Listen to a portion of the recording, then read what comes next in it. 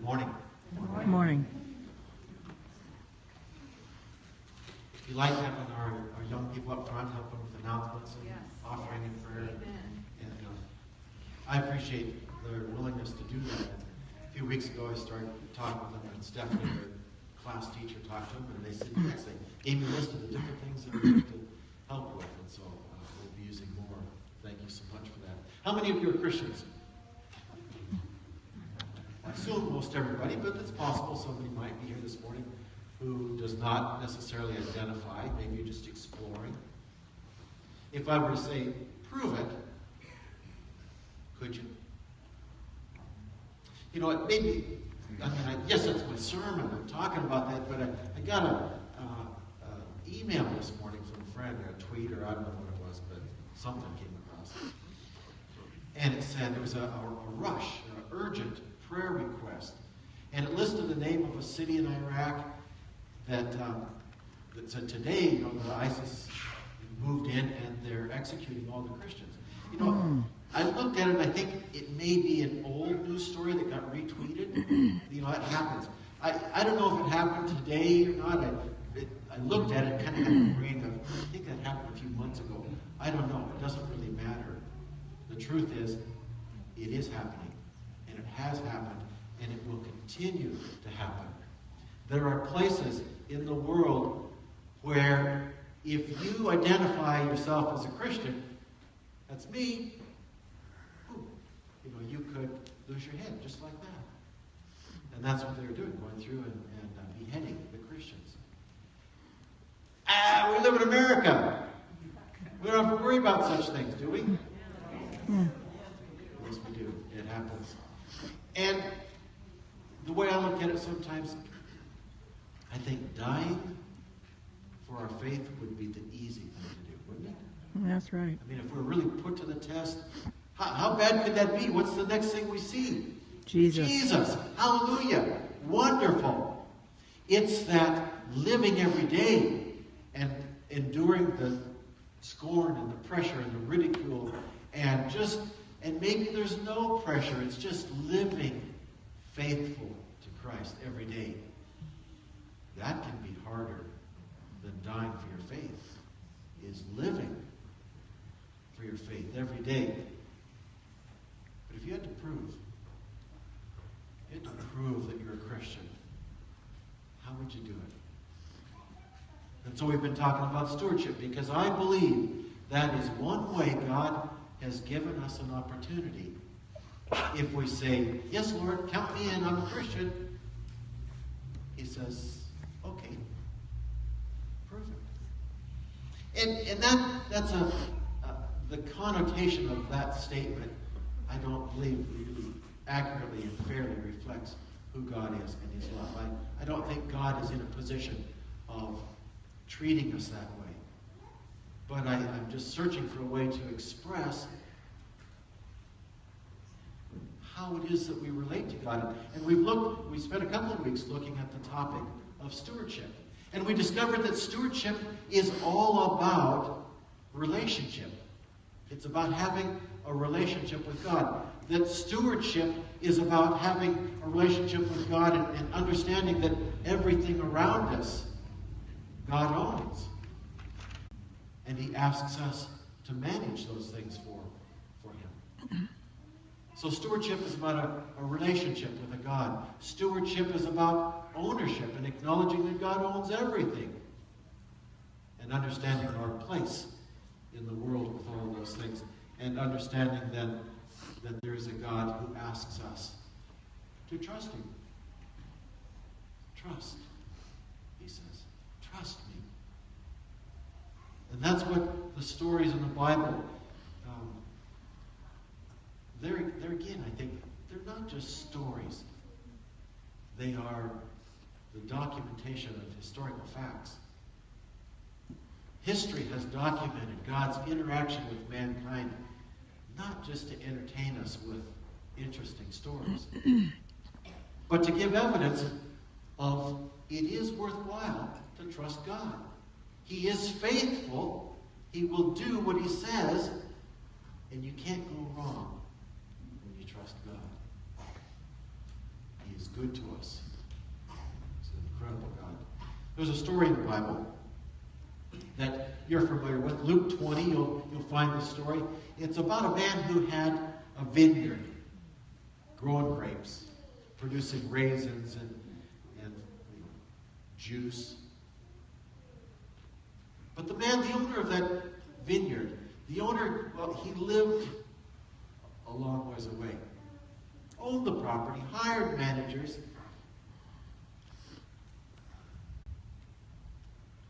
And you're thinking, but I don't have any grapes. I've never grown grapes, and how do I relate to that? And so we have to look at it and say, there was a man who had a Fortune 500 business. It was doing well. It was a very profitable business. But the man did not run it. He hired a management team who ran the business for him. He had a CEO, he had marketers, he had all of the people that ran his business, and it did well. One day, as he looked at the stocks and how well this company was doing, he said, it's time for me to receive some dividends from my business. And so he sent a message. He tweeted. And he said, I see profits are up, you're doing well. He said, I've got some other business dealings. And he said, would you send me my profits, please? And the management team said, come and get it. No way. Yes, we're making money, but we've got expenses here. And we've got reinvestments. And I'm sorry, there's no money. And so he tweeted back and forth. He says, no, wait a minute, you don't understand. He says, the whole business is my business. The whole, I've invested all my wealth in this. He says, the only reason you're producing is because I have invested in your business and I hire you. I sign your paychecks. And he says, I'm just asking, would you please send me some dividends? And they replied again, no way. We're not sending you a thing. And he tweets back and he says, listen, I'm going to be in town next week. He said, we'll talk and discuss this. And that week in the boardroom, there was a little bit of a scuffle and they killed the owner of the business. Because they thought if the owner's dead, we can bury him in the basement. Nobody will ever know and the business will be ours and we don't have to pay anybody but ourselves. What a deal. That's the story that Jesus was telling the people as they were listening. They could relate to it and they said, yeah, I know what you're talking about. Stewardship. Understanding that God owns everything.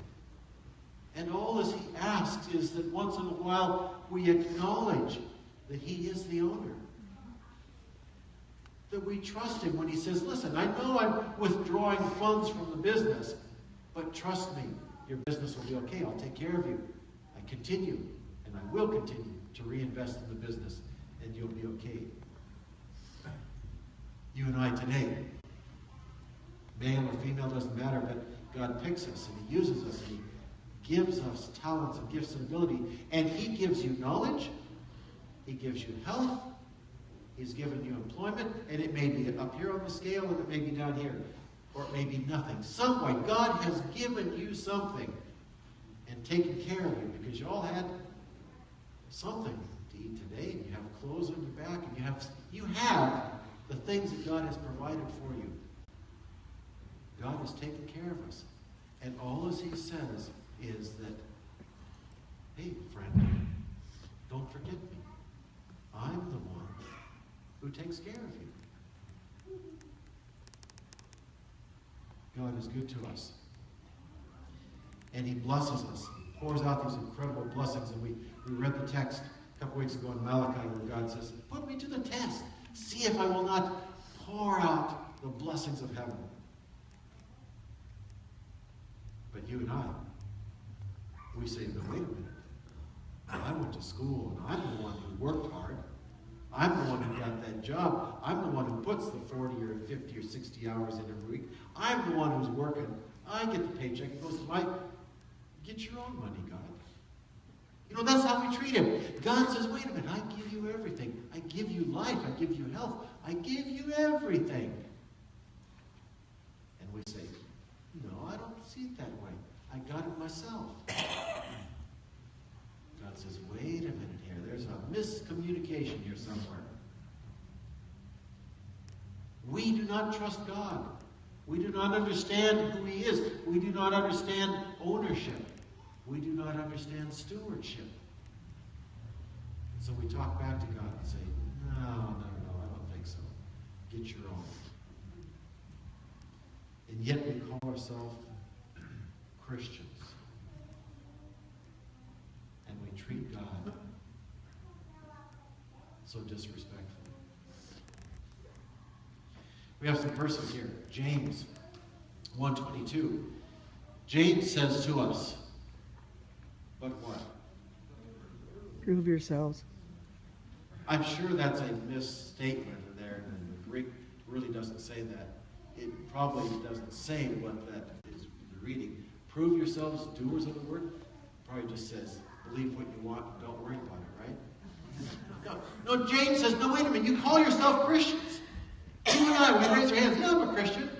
James says, oh yeah? Prove it. Prove it. Prove yourselves doers of the word and not merely Hearers. hearers. Anybody can sit in the pew and listen. And I'm including myself, I want you to know. Do not deceive yourself, delude yourself. Wait a minute, he's saying. You call yourself Christian. Let me see. Let me see some evidence of that. And depending where you are in the world, you might raise your hand and say, yes, I'm a Christian. And the next thing you know, you're being executed. As we mentioned a minute ago, yeah, that happens. How about living for God and being a witness to the people around, to your family, to your neighbors? James is speaking to us. Prove yourselves doers of the word of God. That's what Stephanie was talking about in her story this morning. Opening up, and getting the word of God out and reading it and allowing it to change us, to transform us, to cleanse us. Be doers of the word, not merely hearers who deceive themselves. If you are not a different person today than you were a year ago, if you are no different than you were 2 years or 5 years ago, if you're no different today than the day you were when you accepted Christ, I'm saying, boy, maybe you're in that last category. You've deluded yourself. That all you have to do is just raise your hand and say, I'm a Christian. And there's no other expectation of you. God is saying, wait a minute, there's more to it. Romans 2:13. It is not the hearers of the law who are just before God, but the Doers. Remember, if you've been here week by week, I hope some of these things are clicking. And if this is the only sermon you've ever heard in your life, you could misunderstand a little bit. Let me just say, we are not saved by the works that we do, right? That's right. We're not saved by our works. It's not what saves us. We are saved by what? Grace. By the grace of Christ, by his free gift. By the blood of Jesus Christ, it washes us clean. And the gift of salvation is given to us. You can have that assurance today.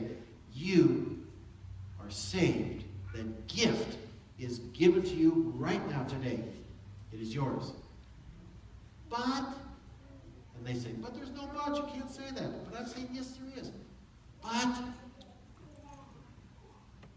the word is spoken. God speaks the word. I forgive you. Now, what are you going to do with that gift? And that's where James and Paul is talking about. It's an incredible gift that is free. You do not earn it. But what do you do with the gift that you have? And that's what he's saying. It is not just the hearers who hear the good news of Christ. Wonderful, I have salvation. But the people who take it and apply it and use it in their life, they will be made right before God. And it's a fine line. Fine line. But you are not saved because you do things. But the things you do give evidence of your heart and what's happening on the inside.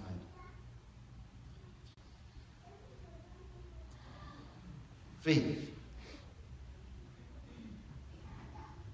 Can you touch it? Can you taste it? Can you see it? No. Yes. But no. I mean, what's faith look like?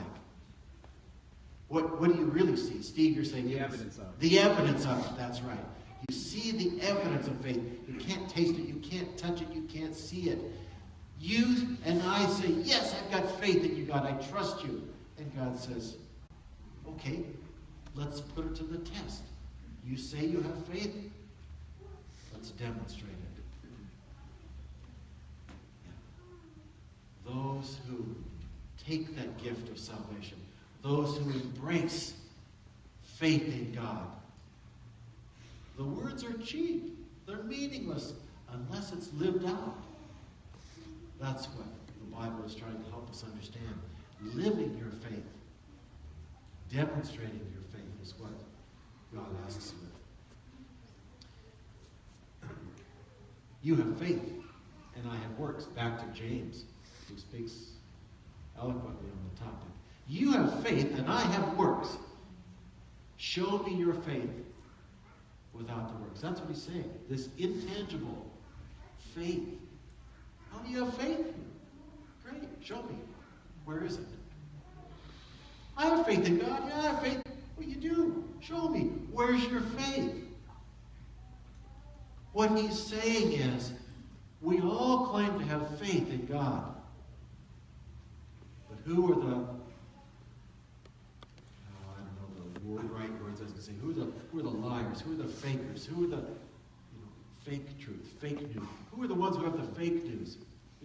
It's in the news these days, I guess. That's what he's saying. You have faith and I have works. Show me your faith without any works. Demonstrate it. Show me your faith. I'll show you my faith by my works. But are you willing to recognize, you foolish fellow, that faith without works is Dead. useless? You can claim to be a Christian. You can claim to have faith. You can claim to have grace and all of these things. You can make all of those claims. But if it isn't demonstrated in the way you live, it's useless. It's worthless. It's meaningless if there is not an evidence of it in your life. You're not saved by your works, but they are an evidence of God working. It's an evidence that it isn't just words coming out of your mouth, that it is truly sunk down into your heart and is making you the person God wants to be. Talk is cheap, is what James is saying. Prove it. Well, let's do a conversation. God says, trust me. Love me. Do you trust God? Do you love God? You don't have to raise your hand. You can just in your heart. Do you love God? Do you trust God? And I hope you're saying, yes. Yes, I do. We say, of course, we do. The devil comes along and says, you're a liar. No, you don't. He kind of beats up on us and tells us, no, you just think you are. God says, yes, they do, speaking to the devil, and I'll show you. Remember, the battle is between Lucifer and Christ and Lucifer, and God's on trial. Is God faithful, and is he true, and is he just, and is he able to do the things that he says? Is he who he says he is? God says he's love. We say, yes, we love him, we trust him. The devil comes along and says, no, they're not who they say they are. Okay. God says, remember, God says, yes, they're faithful. Yes, they love me. I'll prove it to you. So God comes to us and he says, to you and I, who claim to be Christians, return to me a tithe. They trust me. They love me. They call themselves Christians. And the devil says, no, they're not. They're faking it. Christ says, no, let me show you. Let me prove to you that they are who they say. And he calls to us and he says, return to me, the owner of everything, a tithe. And a tithe means, the word tithe means what? Tenth. A tenth. It's just right there. I went to a church years ago with my brother. He was attending a Quaker church at the time. And in their Sunday school class, they were having a discussion, and the pastor was there, and the lesson study was on tithing. And the whole discussion in this class was, they were trying to determine how much they should pay for tithe in the class discussion.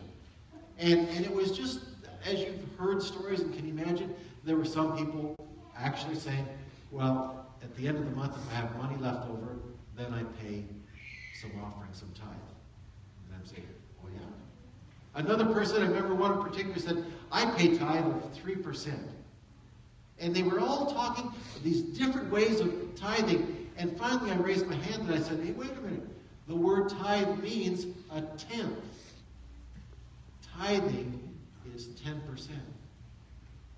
And of course they didn't agree with me and oh, that's way too much. There wasn't a person there that I can remember. There might have been, but I don't remember anybody saying they gave a tenth. Oh no, nobody could give a 10%. They said you just couldn't survive with that. Afterwards, after church, the pastor came to me and he says, thank you so much for speaking. They're paid differently in their church. The pastor is paid directly from the offerings that come into the church. And so for him to speak about tithing is to ask them to give more money so that his salary can boost it up. And he says, oh, thank you so much. He says, I really can't talk about the topic very well, he says, or they get after me, he says. But I have a hard time telling them that tithe is 10%. They just won't accept that. Tithe is a tenth. Remember, God is saying to Christians, who the devil says, no, they're all faking it. They don't really love you. And God says, yes, they do. They trust me. They love me. They obey me, and I'll prove it. And he says, return to me a tenth. And we say, that's mine. It's your own. I worked hard for that. Whatever it is that we say, I don't have enough money left over. How can I pay a tithe? All of the things that we say and justify not returning back to God. Some say okay, some say no. God says to Lucifer, what did I tell you? Look at those. Look at those people who are returning to me. And Satan says, yeah, but what about all of those that don't? He says, oh, I'm working on them. They're learning. It'll take some time. But look at the ones who are. They do trust me, and I do take care of them. They trust me. And Lucifer comes back to God, and he says, yeah, but it's not for nothing. He says, that doesn't prove a thing, because you, God, give it all back to them. What they give you, you give back. You bless them. Of course they give to you, because you're bribing them, you're paying them. And so God comes and he says, well, watch this. I'll ask for other offerings, and they'll freely give with no complaining. You see, the Bible asks us to trust God. He asks of us a tenth. That is a sign that we acknowledge he is God, and he owns everything. And yes, I'm a Christian. I'm part of your family. A tenth is that communication. It is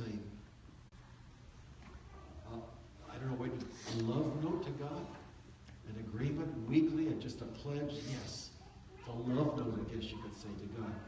Yes, God, I trust you. Thank you for taking care of me. On top of that, then come the free will offerings, where God says, wow, thank you. I mean, he just plain asks us for the tenth. And we give that to him because that's a sign of ownership.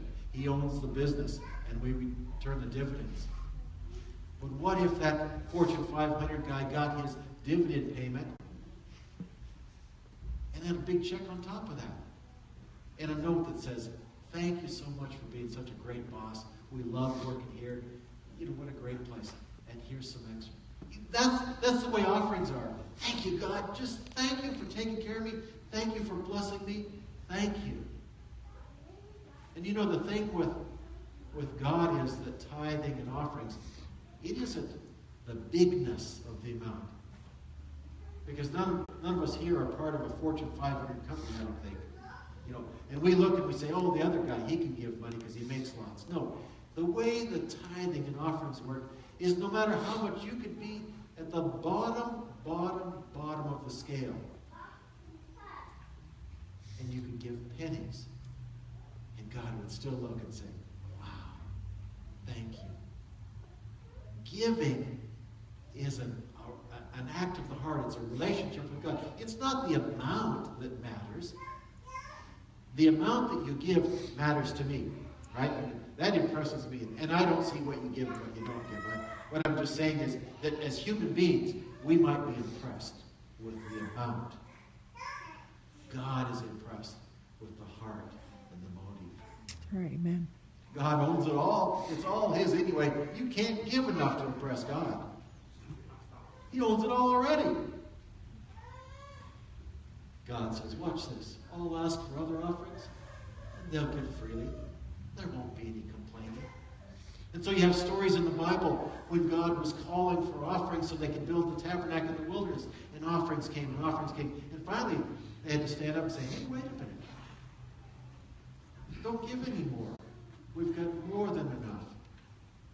And in Acts, in the New Testament, people were selling property and land and different things and giving to others and helping out. And everybody was blessed. People gave freely. That's because they understood the issue of stewardship. They understood about ownership. They understood about God is the one who gives, and God is the one who blesses. God is the one who takes care of us. So they understood these things. The devil says, take their blessings away, and they will not be faithful to you. So we have Job. And he went through that experience. His blessings disappeared. His health, his family, his wealth, his possessions, it all disappeared. And in the end, what did Job say? Though he slay me, Lord, take it all. He didn't see, he didn't understand. He was going through all of this, all of these trials and tribulations, all the trouble that he went through. And in the end, God, I still trust you. I don't understand what's happening, but I still trust you. The devil says, well, let me talk to them. Let me talk to them. And I'll prove to you that they won't trust you when I get through that they don't really. Lord, I'm not sure you're telling them the truth. Let me talk to them. I'll put a twist on it and help them understand what's really going on. And we'll see who they trust. And so then you have Acts 5. Peter said to Ananias, why has Satan filled your heart to lie to the Holy Spirit and to keep back some of the price of the land? You have not lied to me, but God. See, the Lord was making this appeal to people. We have a need. People were giving generously. Ananias and Sapphira came along, sold some property, and they were looking at the money. They told Peter and the others, yeah, we're going to sell property. We're going to give it to the building project there, or whatever the need was. And as they were looking at the money, they suddenly had this thought, wait a minute. I'm not sure that we have enough to survive on. We need to keep some of this money. And the story itself here is a whole sermon that we can look at, and there's a lot of issues at stake here. You are free to give to God what you choose to give. Understand? God is, He asks for our tithe, and He asks then for offerings, and there are needs and things. The issue was not that they didn't give everything. They were free to give all or none or anything in between. Understand? They were free to do that. But they had said, we're going to give everything to God. And then the devil came along and started whispering in their ear. Remember the little thing we were saying, the devil here. He said, let me talk to people. I'll talk to them and I'll straighten them out. The devil comes to you and I and says, wait a minute, 10%? That's a lot of money. Let's do 5%. The devil talks to us and he tells us that we don't have enough to survive on. You can't live on that. And whatever it is, he tells us lies. He tells us we need more money. He tells us all the things that he does that are not truths.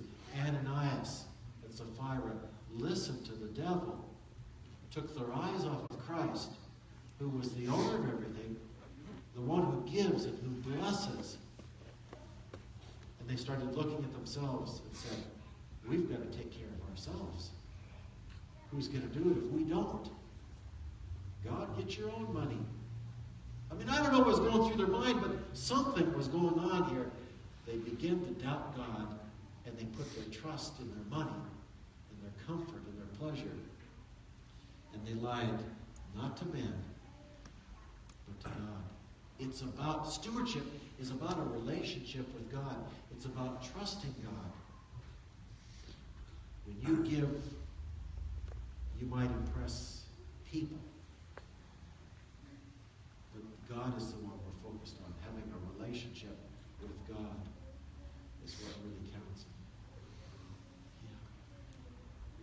Where are you at? Are you at Ananias and Sapphira? Have you ever done that? Made a commitment? Yeah, I'm going to be good, Lord. I'm going to take care of these needs and whatever. It's easy for us to begin to doubt, take care of ourselves, and keep more for ourselves. And we forget that the God that we are giving to is the God who took those 5 little fishes, the loaves and the fishes, and he multiplied them and fed thousands. That's the same God who takes your resources that you've got, and when you're through giving, he multiplies and he makes it work and he just takes care of you. It's the same God. Who do we trust? Do we trust ourselves, our own ability? Do we trust our bank accounts, or do we trust God? Have you believed the lies of the devil? That we don't have enough? We can't survive? We've got to do it ourselves? Have you believed the lie, or have you put your trust in God? Have you allowed him to be Lord and Master of everything you've got? For weeks, maybe even months, you may have walked through the foyer and been oblivious to the fact that we've got that bulletin board out there that's talking about a project that we have here at the church. What are we going to do? We're going to do some remodeling. And we've looked at that, and it all can be very frightening. As human beings, we look at that project and we say, oh, that's a lot of money. How can we do that? But who owns the cattle on the hills, 1,000 hills? God owns God the cattle. does. He owns the riches of the world. God owns. What he needs is our hearts that are willing to give, and he can funnel those blessings through us. We've got some projects here.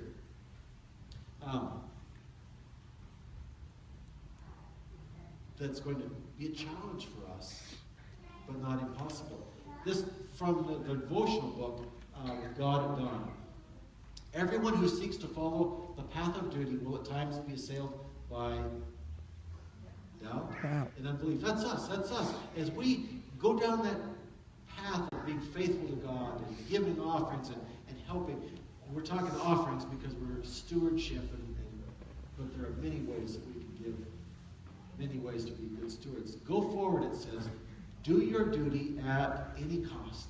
The difficulties that seem so formidable, that fill, I think I left a word out, that fill you, soul, maybe it should be, fill your soul with dread, will vanish as you move forward in the path of obedience, humbly trusting in God. We will have doubt, we'll have unbelief, but move forward in the area of duty. When it comes to being faithful to God, move forward with confidence that God will take care of us. When we look at our building project, we need to move forward with confidence that God is going to take care of it. He's going to provide.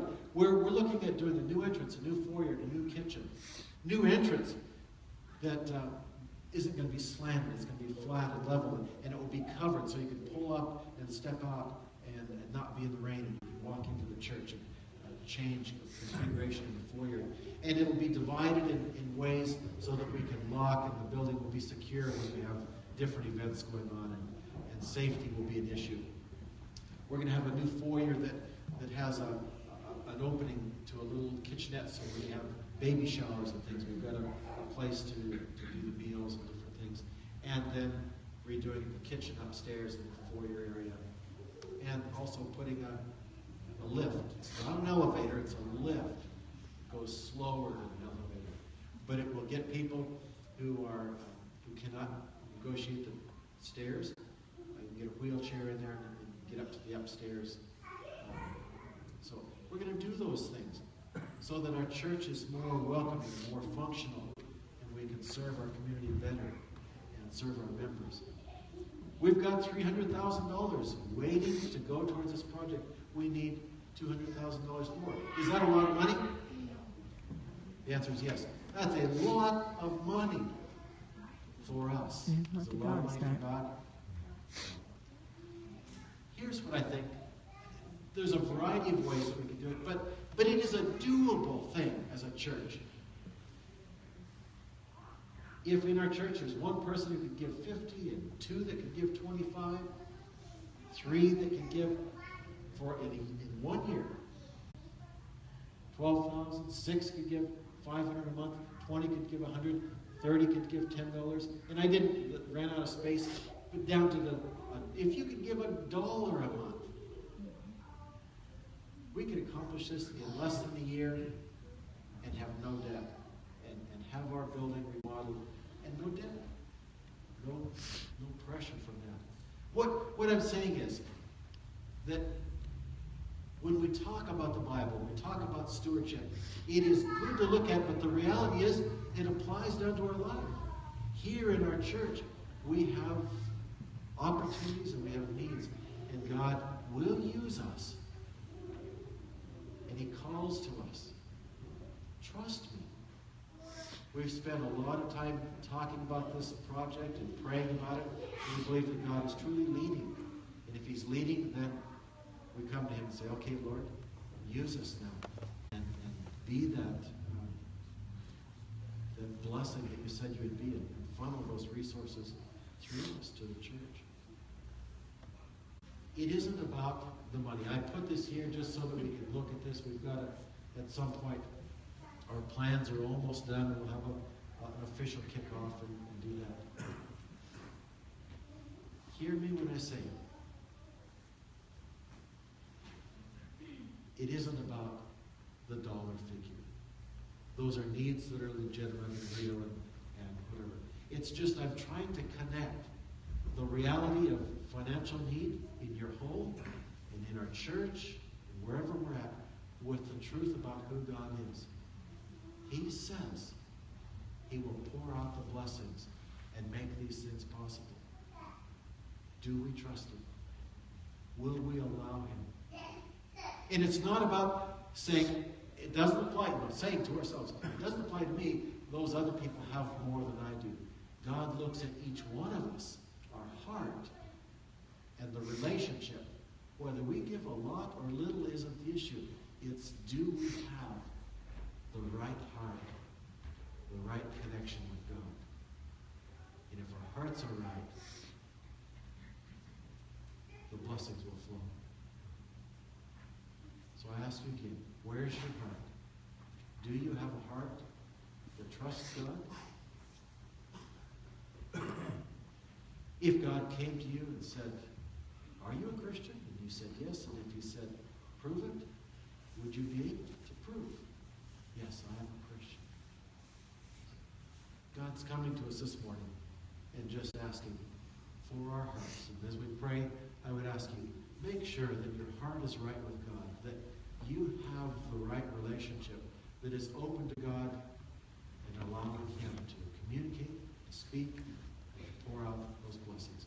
Father, this morning we take just a moment just to stop and say, forgive us. Because in this world, it is easy to become focused on ourselves and our own comfort and to fear our financial situation and to fear our work and our health and all the things that cause us to fear. Forgive us for that, Father, where we've taken our eyes off of you. Lord, again this morning we want to recommit ourselves to you, knowing that you are the God who blesses. You are the God who sustains us. You are the God who provides for us. Lord, give us faith. May it not just be words in our mouth, but may the actions go along with that, Father. Thank you again for the day of blessing, for this Sabbath day, for fellowship, and for all good things you've given to us. Go with us and bless us, we pray in the name of Jesus. Amen. Amen. Next week is what